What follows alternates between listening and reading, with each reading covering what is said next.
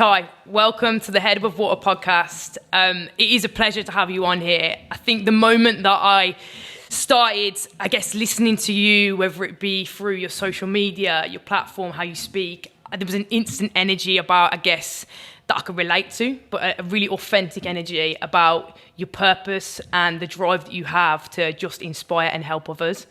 And I want to start this episode with a really powerful quote that I read in one of the interviews that you've done in the past.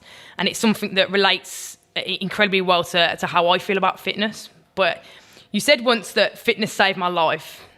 I just want you to talk through that and how fitness saved your life. Well, firstly, thank you for coming and thank you for having me. It's a pleasure to be here. Fitness saved my life. When I say that term, I don't just say it lightly. Like fitness literally, if it wasn't for fitness, I don't think like I would be here in this current day or time. Growing up in London, my mum came over from the Philippines and, she came over on a holiday, right? And when she came over, it was time for her to go home. She was with her friends and all of her friends were ready to go and she was like, I'm staying.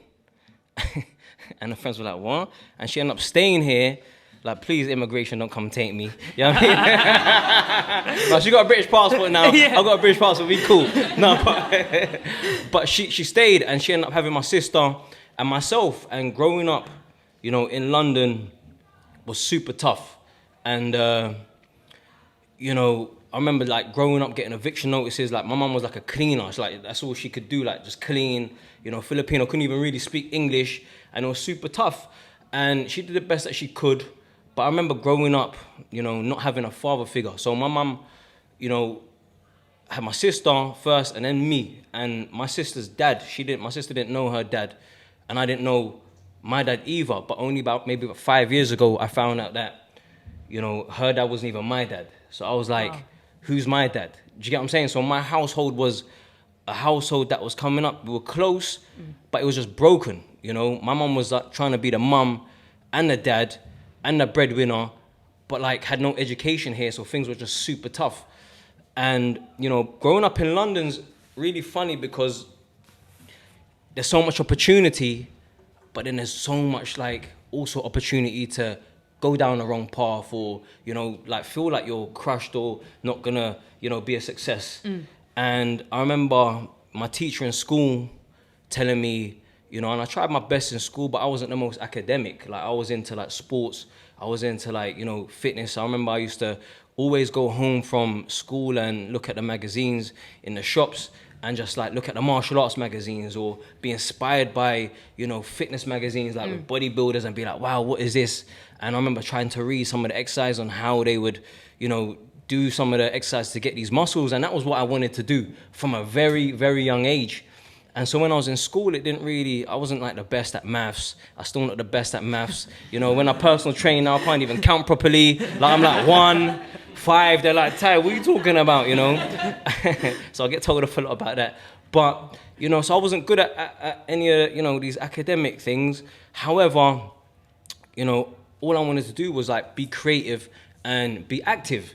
And I remember one time in school, me and my friend was getting told off and the teacher was like, Tyrone, like, like you're always getting in trouble, you're not doing anything, like, and I started, like, I just thought this teacher, and he was like, why are you like shaking your head, and like, why are you laughing? And he was like, do you know what, you're gonna be a failure. And I remember him saying to me, you are going to be a failure. And he says, you're laughing now. He said, when you become a failure, the person that's gonna have the last laugh, will be me. I'll be laughing when you're a failure. And then I remember, like, whatever, like, you don't know what you're talking about. And then throughout life, growing up in London where there's no opportunity, it starts creeping up on you. This failure thing that he said to me, you start believing it. Maybe I'm going to be a failure. Maybe I'm not going to do anything positive in life. And the opportunities back then, you didn't really have Instagram.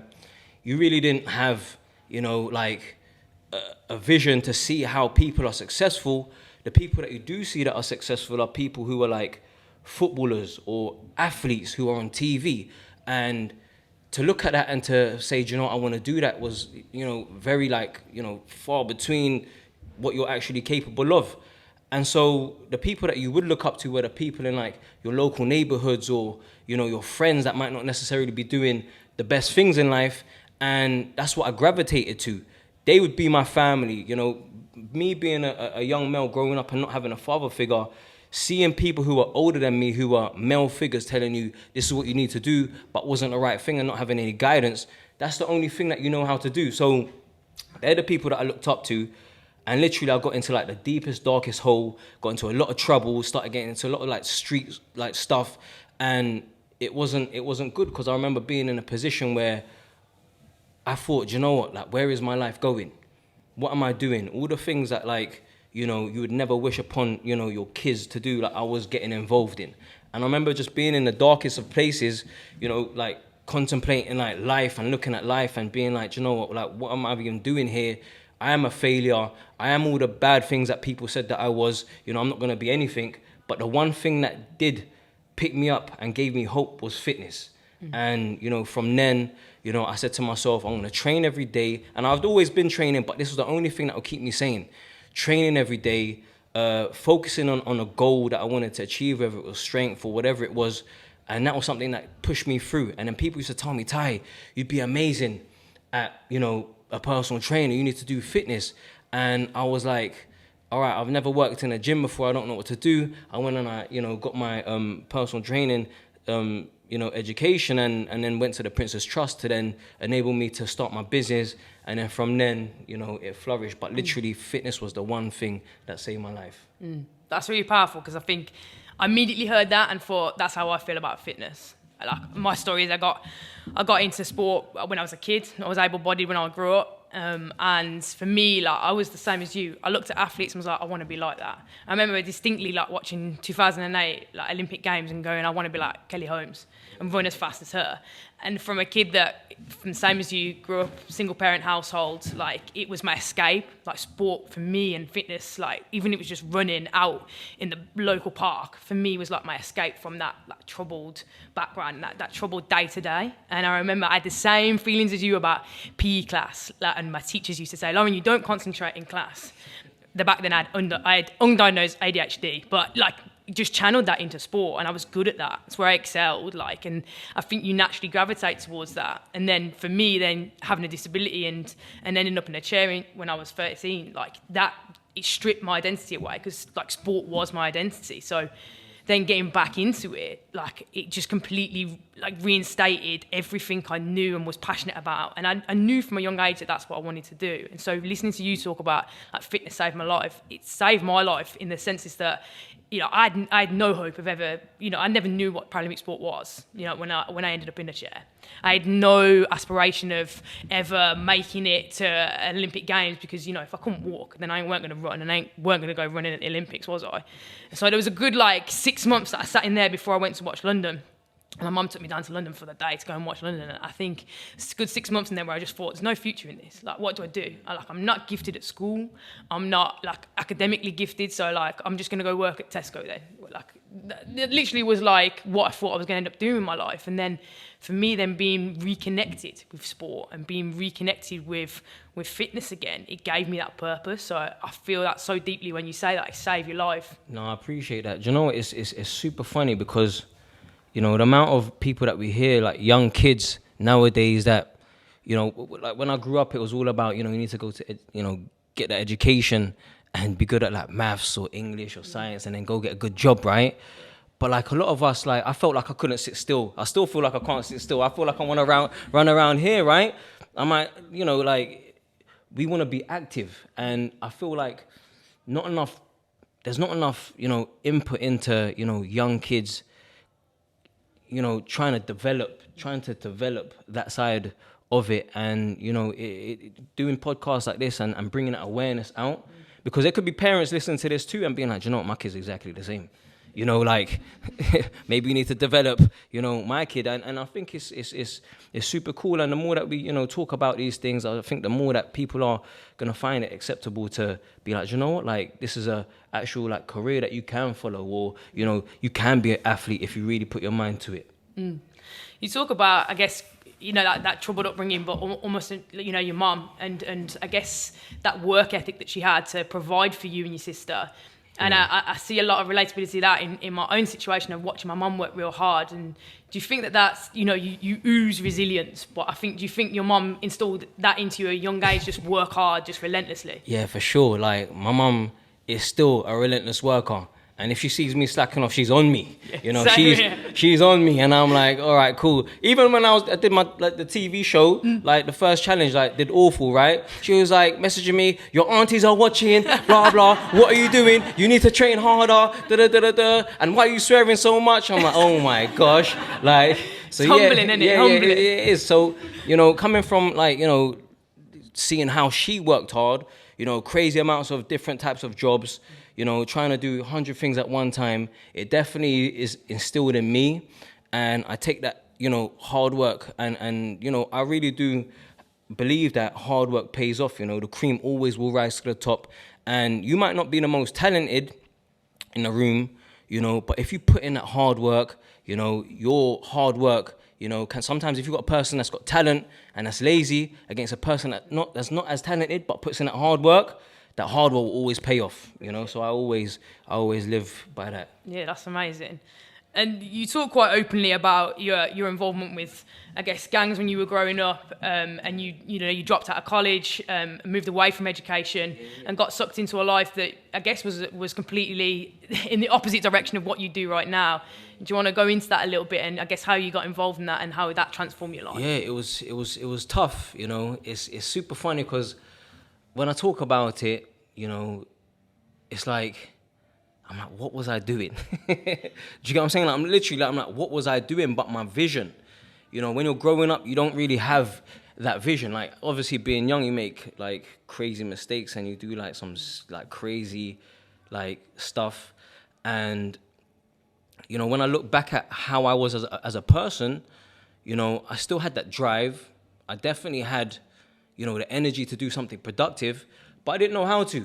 There was no one to tell me, or there was no guidance to even say, Ty, go and do this or go and do that. And for me, just having like one person to tell you, just, try to pursue this. Yeah, that positive influence. Yeah, just a positive influence can change a whole load of things. And, like I said, the people that were there were, I remember like one of my friends who I went to primary school with, when I was around like 17, he was like, in the area and like doing all this like bad stuff. And he was like, what, Ty, like, what are you doing? You need to, come and do what I was doing. And I was like, no way. And then the more that you're around it and the more people that you see from it, the more that it drags you in. And when you can't see outside of it, it's like, I remember growing up not knowing one person who owned their business. Yeah, I didn't know one person who owned a business.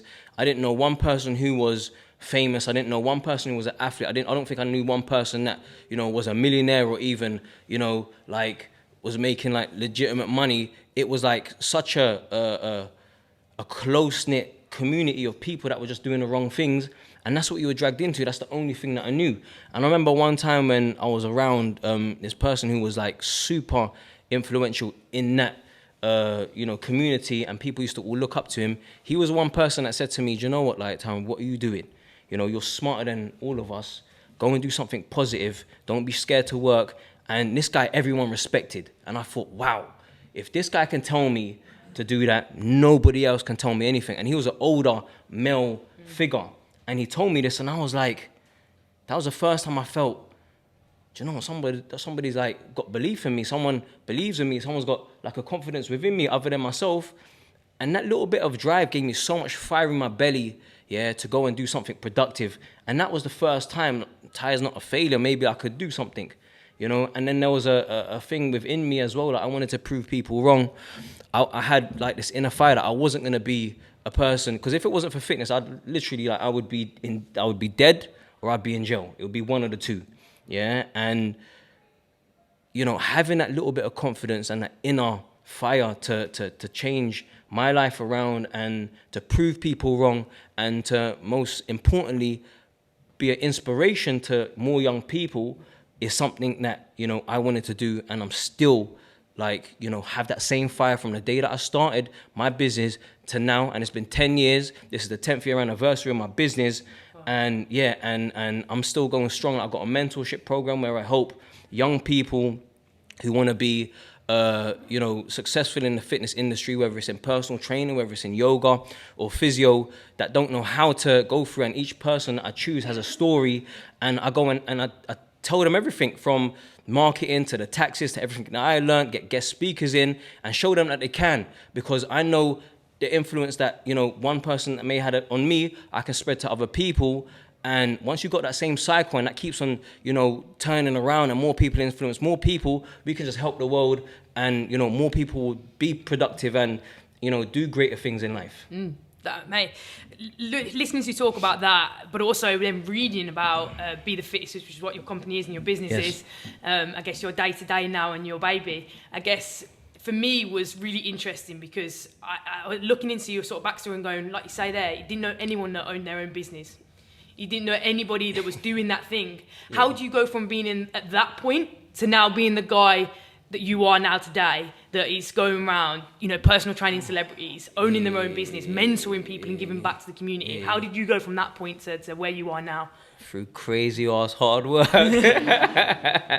No, do you know what? It's like I said, you know that saying, like when someone, you give them an inch and they take a mile.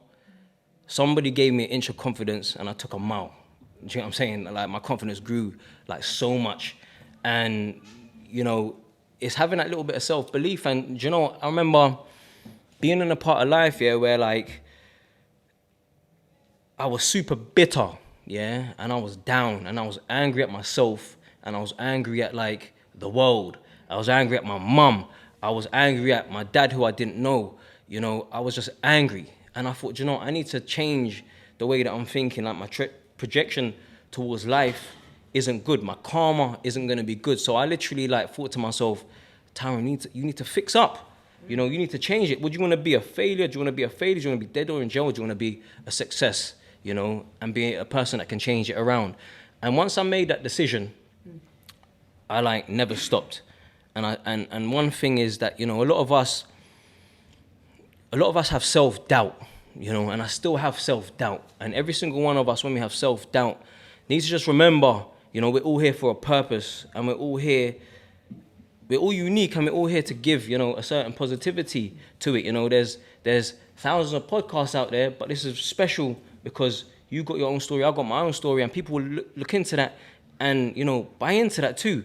And so for me, I said to myself, even though there's so many personal trainers out there, I'm going to offer something different, and I'm going to offer what I have and my own story, and that's what I did. And I never looked back. I worked extremely hard. I'm super grateful for all the opportunities that came, and I honestly tried to take as many opportunities that worked well for me, but at the same time, never selling out and never saying to myself, it's easy for you to, do things to get there quickly, and I just chose the long, hard way. But, that long, hard way, I felt, was the right way. And that's what I did, and that's what I stuck to. Do you think that self-doubt always comes at sort of on the brink of doing something incredible? Like, for me, I found myself in a similar situation to you of, having self-doubt when, just as I got involved in Rome when, I was 16, 17. And at that point in my life, I was an angry teenager. I was angry that I had a disability. I was angry at the world that this had happened to me. I was involved in sport and was determined. I was working hard, but then there was this part of me that was angry at life. And when I got involved in rowing then, and I started doing rowing, I found myself at a bit of a point of going, well, what do I do next? The next thing I do is either going to be incredible, or I'm going to start to go down a route that's just going to be mediocre. And I then channeled, I think, back into okay, what would young Lauren do? For me, what would 7-year-old Lauren that wrote in her High School Musical diary that she wanted to be a runner at the Olympics, that's all true story, in terrible handwriting, what would she do? And I think that I saw this opportunity with rowing in front of me, a complete community of people that were, not my people in terms of come from wealthy backgrounds. I didn't even know what I was doing when I turned up there. I remember turning up on my first day to go rowing and I was in a tracksuit, right? Now, nobody wears tracksuits in rowing, I'll just tell you that. And everybody was looking at me, and I'm turning up at the GB training centre, and I'm in this tracksuit, and this coach says to me, you're going to have to turn that thing inside out. And I'm like, what? And he's like, you can't have pockets when you row because you you catch them in like in your blades in your pockets. So there I am in my inside out tracksuit in this boat, and I remember going out in the water for the first time and looking like a right mug in front of everybody, in front of, you know, your big dogs. And I remember thinking at the time, like, okay, I look like an absolute fool, but I'm just going to zone into like how I feel in this moment. And I remember going out in the boat for the very first time, and I remember just feeling free. Like, it was like in that moment that I sort of pushed off from the stage and pushed off from land, and like I sort of remember it as like watching my wheelchair fade into the distance, and like I was free of that disability. And for me, there was something therapeutic within that. It was like a moment that I processed a lot of trauma that had happened to me in the last like 4 years, and I was like, I see this as an opportunity to get out. I see this as an opportunity from what I was doing at the time, which was, you know, getting into some pretty bad behaviours of not wanting to go to training, hanging out with some like rough kids around school and stuff, you know, falling into similar sort of things that you did. I guess, and then for me, then I saw Rona as my opportunity. It was the thing that was going to take me away from that and lead to then the path of greatness. And do you feel like you were at that crossroads when you started the business? Yeah, for sure. You know, like, there was a lot of times when, you know, I thought, you know what, this isn't going to be the one. You know, there was a lot of times, and it still happens, you know, certain times, you know, you see, Ty, what's up, man? And I reflect a lot. I reflect at a lot of things, and I reflect a lot at life, and I look at things and I say, do you know what, like, I wish I could do this a lot better, or I wish I could, you know, do this. But then it's during those times where I say to myself, do you know what, Ty, you need to just be grateful for everything that you've got. And going back to when I started, you know, like, even when I started, it was crazy, because I was still, you know, around sort of like people that were from sort of like my local areas. And I remember, you know, one of the traumas that I had, that, you know, I recently, you know, I've never really gone to like therapy or anything, but I had somebody work on something. It was when I witnessed, you know, like a family friend like die in front of me, right? Like committed suicide, jumped off a building and died right in front of me. And I remember this was like around the time when I started my business, and seeing this young kid dying, and the mum come out like crying, wailing, cry, and then, you know, the son come out like crying, and then the police come in and doing research. I was like, wow, like this is, and he just took drugs and, you know, wanted to do something. Like, it was a celebration of him getting in uni or whatever it was, and then taking the drugs and then like jumping off the building and dying. I was like, damn, like this life, we take it so much for granted. And, you know, one day you're here, one day you're not here, you know. Like, my missus, her brother died as well around the same time. And there was a lot of trauma around those first, you know, years of me starting a business. And that really, like, put things into perspective. And I was like, you know, I can't take my life for granted. I'm choosing to do this, and this is going to be my fuel that I'm going to turn into fire. You know, I'm going to ignite, and I'm going to keep on going. And going through those things in life, you know, it really does put my mind into perspective, and always, that's why, like I said, I reflect a lot. I look at things and I reflect a lot, because, you know, there's so many things that I've been through, but I always try and use that and turn it into a positive. A lot of people, you know, and it's hard. Like, some people are just built different, and I just feel like the way that I'm built, or that internal fire in me, I really just want to help people. I remember being times when I was like praying on my hands and knees here to God, and being like, God, like, give me some strength, to give me like power, like to like give me that mindset to be positive, because there was certain times when I was in such a negative place. You know, it was super tough. I mean, thanks for sharing that. Like, firstly, like, trauma is never easy. I know that. Like, I've had my fair share of trauma, like most of us in our lives, and to go through something like that, like, it's not easy to come off the other side of that and go, you know what I'm going to do is do something epic off the back of that. It takes a very, very special person, and like you say, have something so intrinsically inside of you to convert that into what you've converted it into. And so thank you so much just for sharing that and sharing that experience, because for so many of us, we don't process that trauma that we go through. No, for sure. We harbour that, and we hold on to it, and it either eats away at us, or we see through it and we work through it and we use it as the fuel. No, for sure. And that's what I kind of want to share through doing this podcast, is to listen to stories like yours, listen to voices like yours who go, there is a way through that. No, there's a way sure. out and there's a way through that. And so I think it's so powerful that just in sharing that story, you know, like someone might hear that and go, I'm going through something similar. And then there's like a way out of that. You know, like a lot of times, like for me, you know, sorry to cut you, yeah, but there's a lot of times for me, you know, I remember, and I still do it, right? Like, I love the sky, super random, yeah? I love the sky, yeah? So when there's like beautiful sky, could be morning, could be sunset, could be sunrise, I look at the sky, and I remember being in a time, right, when I was going through those, like, when I was in the most low, and I remember looking at the sky, and the sky used to talk to me, yeah, for real. Like, I'm not, you know, like, the sky used to talk to me, but in a way that it used to say, there's so much more opportunity in this world, yeah? Because I used to be like, you know, you live in like this box where you see what you see, but looking at the sky is so like universal, like, and it covers everywhere. I used to look at that sky and be like, and when I say the sky used to talk to me, it used to be a feeling that I used to get internally.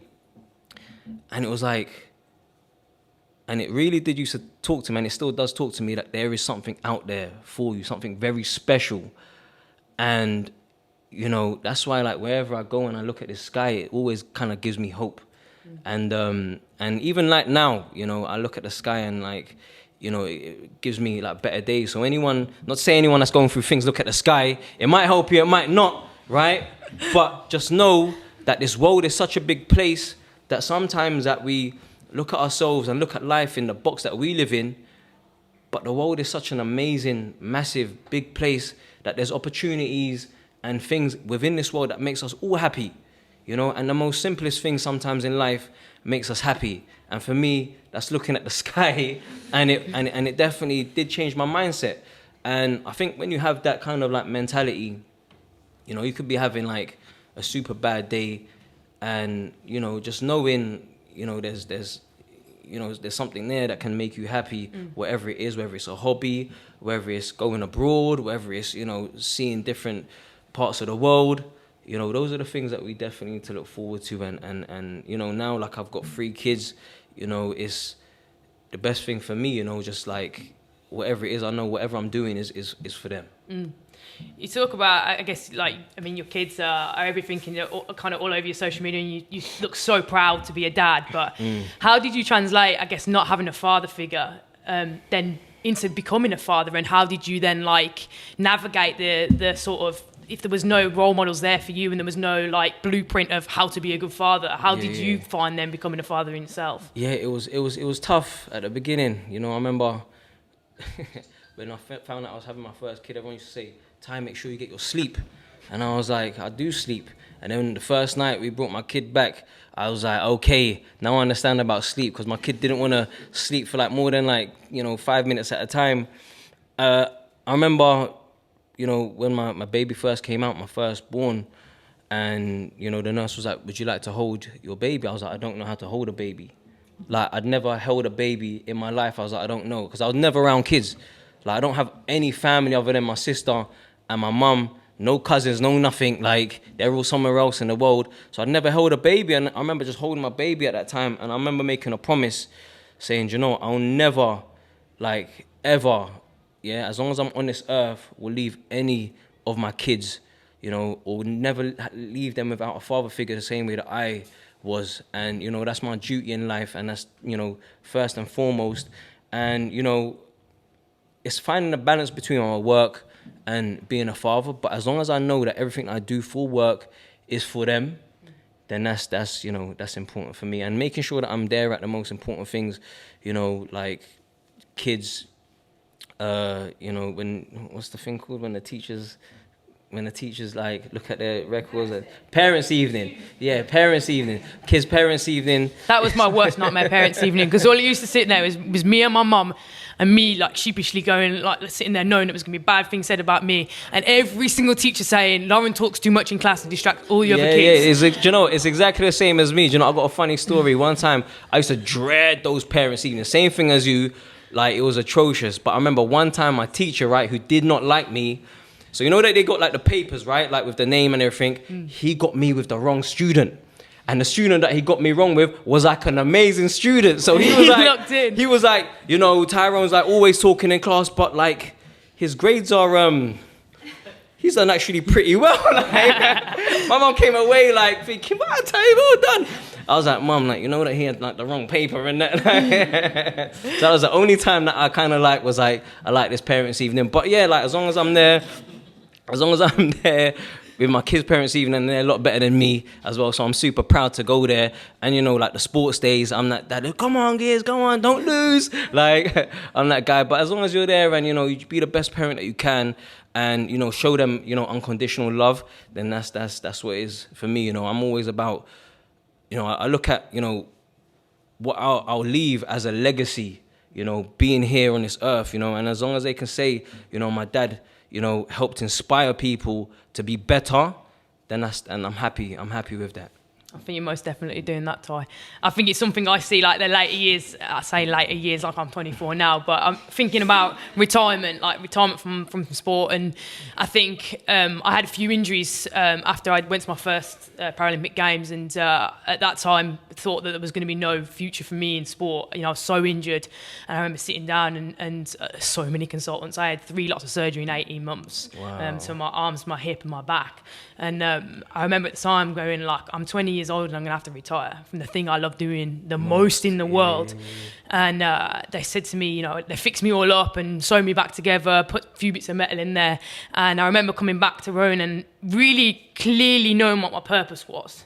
And that was to go and then leave a legacy. And leave a legacy that had not been done in our sport before, and heading towards Tokyo, and what was going to be then like is now gone, nearly 2 years gone.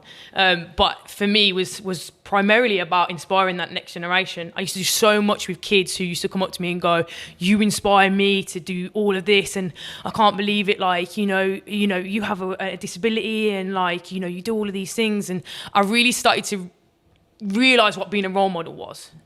Do you feel like that now in what you do now with, I guess, being a role model for your kids, but also for not just kids out there, but other people out there through your mentorship, through your programs, to role model for people that, you know, don't have those opportunities like you did to go and then start a business? Yeah, do you know what? For me, like, you know, when people say, "Oh, Ty, you're a role model," like I really do take that as you know, such a you know, an honor for me to take on, because I was never that role model growing up. You know, I was the guy, don't be like him, you know, like I was that person. So, you know, for me to be able to change it around, you know, like I just try and do me. And, you know, like, I know it sounds like so cliche, but like, I'm just all about, you know, just helping people and spreading love, because this life is tough. This world is tough. You know, like we suffer with so much, you know, trials and tribulations and like relationship issues, you know, going through ups and downs, like, you know, so much that the only thing that, you know, we don't need any negativity. We don't need to be fighting. We don't need war. We just need to spread love, and we just need to spread goodness and help the young, you know, people coming up. And what you're doing, you know, with yourself, like you are an inspiration. You are an inspiration to even like be doing this and helping people to look at you and saying, you know what, if you can do it, I can do it. You know, I wanna, you know, be like yourself, or I wanna be like Ty or whatever. And I just see myself as someone, you know, as long as I lead my own little path, you know, leave my own little legacy, and, you know, help the people that I can help, you know, I'm happy with that. Whether people call me a role model or not, I just try and do the best that I can at what I do. That's amazing. We're all about giving back to the community on this podcast, and we do have a little closing tradition for every episode that we do, and that's that I ask every single guest, what's the one thing, maybe it's a person, a bit of advice that you've got, what's the one thing that's kept your head above water when times have been really tough? Do you know, for me, yeah, is like to represent, first of all, and be a representation of every person that felt like they were going to be like a failure, yeah? And to be a person that people can look to and say, do you know, if Ty did it, I can do it. Because there's so much emphasis on, you know, being that perfect role model, or being, you know, and there is no such word as being, you know, like perfect. And, you know, I want people to know, yeah, that even if you do make mistakes in life, or if you do things or you don't have the right opportunities, you know, you can change it around and you can turn it around. And so for me, anytime that I've been, you know, struggling and I need to keep my head up, out of that water, you know, it goes deep inside to, you know, that childhood of mine and not being, you know, having that perfect childhood or being in a struggled position and being able to just fight it out and saying, you know what, like, if I can do it, you can do it, you know, and just inspiring people. And that's what really gave me that drive. Doing it for others when you can't do it for yourself. Exactly. That's that. what we do. No, Ty, sure. thank you so much for coming on the show. Like, that is the perfect bit of midweek motivation I needed to get through training tomorrow. And for sure, I'm going to be thinking about this conversation when I'm training tomorrow. So thank you so much. Thank you.